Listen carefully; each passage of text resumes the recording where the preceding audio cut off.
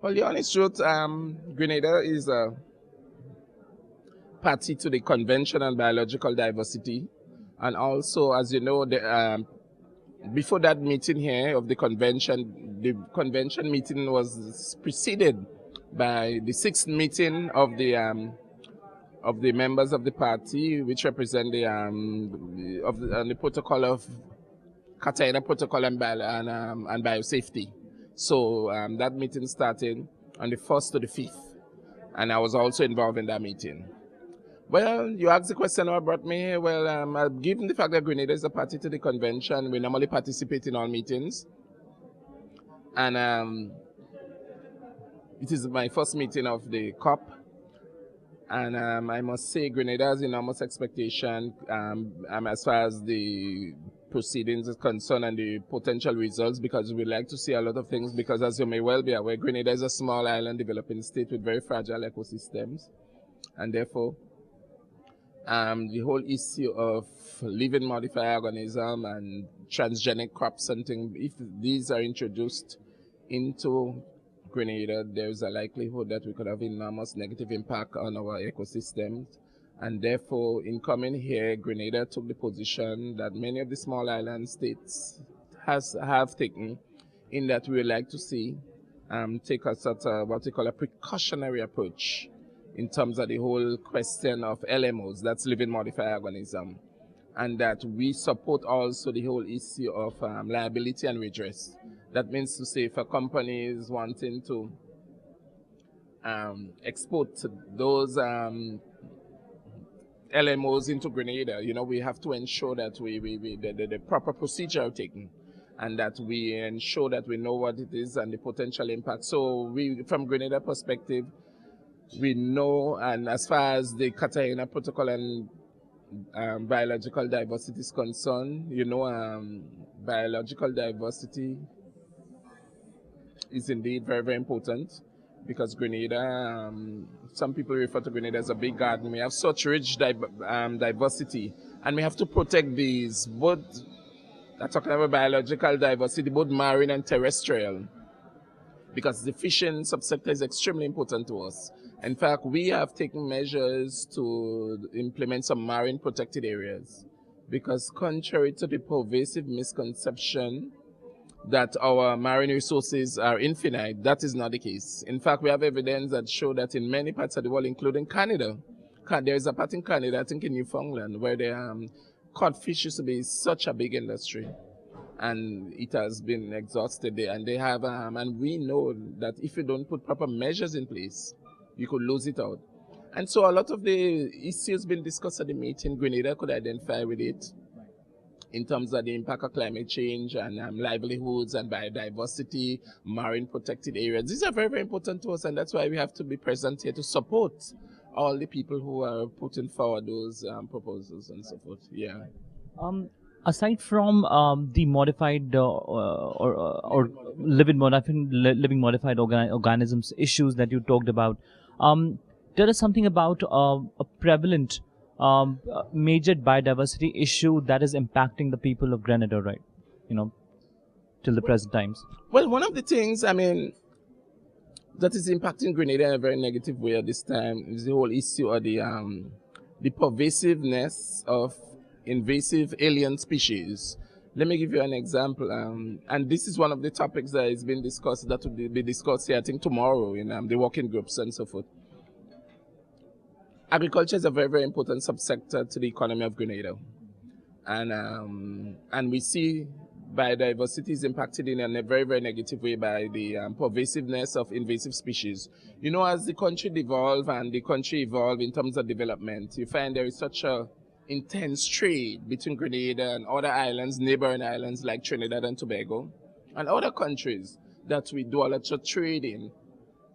And there's always the potential that you'll find a lot of invasive species coming on board. When we say invasive species, we're not talking about, we're talking about like insect species we never had, like diseases. It could be whether it's fungal or bacterial diseases. Let me give you a classical example. In 1996 thereabout, there was an invasive species called pink mealybug that was first observed in Grenada. and which created such devastation that at one stage we are really, really concerned that our agriculture would be no more. There's a group of plants called malvaceous plants, which include things like sorrel and okra and so forth, that was very, very, very affected. And in fact, we had to put special program in place because when you have invasive species invasion, you could allow resources for management, for eradication, and so forth. And subsequent to that, we have a lot of areas in our biodiversity that have been affected. For example, Grenada used to be a major producer and exporter of bananas.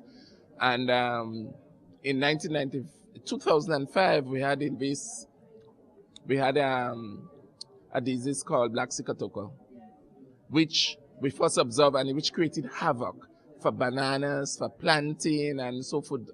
We have also recent effect on a lot of our palm diversity.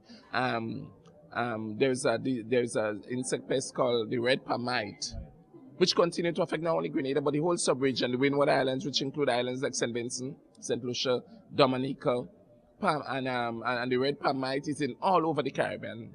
Because as you know, the palm and all the family associated palm, whether it's coconut or ornamental palms, are a rich biodiversity in the Caribbean. And we are seeing now that they are immensely affected by the red palm mite. And then we have other, for example, in mangoes. You know, mangoes is a very, very common, we have hundreds of species, varieties of mango in Grenada. And we have a disease called mango seed weevil that have continued to affect. We have other fruit flies that affect. So essentially, this is one aspect that where our biodiversity has been enormously affected. The issue of climate change has the potential to continue affecting our biodiversity. There is clearly every reason to believe that climate change is an area that we have to, and that is an area again that has been discussed here enormously, because what we see now more than ever before is some erratic behavior of our climatic pattern. For example, our dry season normally goes from January to May. But like this year, we had no dry season, so the rain just kept falling. And right now, we should be in the rainy season, and we're seeing very, very dry condition. In fact, 2 years ago, we had a serious, serious drought where a major part of our biodiversity was enormously affected. You're talking about a lot of people lose nutmeg trees. You know, Grenada is known as the island of spice. Yeah. So nutmeg, in fact, prior to the passage of Hurricane Ivan in 2004, Grenada was the second largest producer and exporter of nutmegs in the world.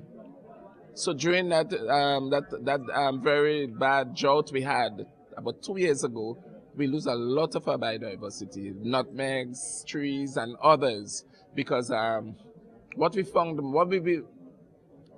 as we are affected by climate change, what we are observing more and more is the fact that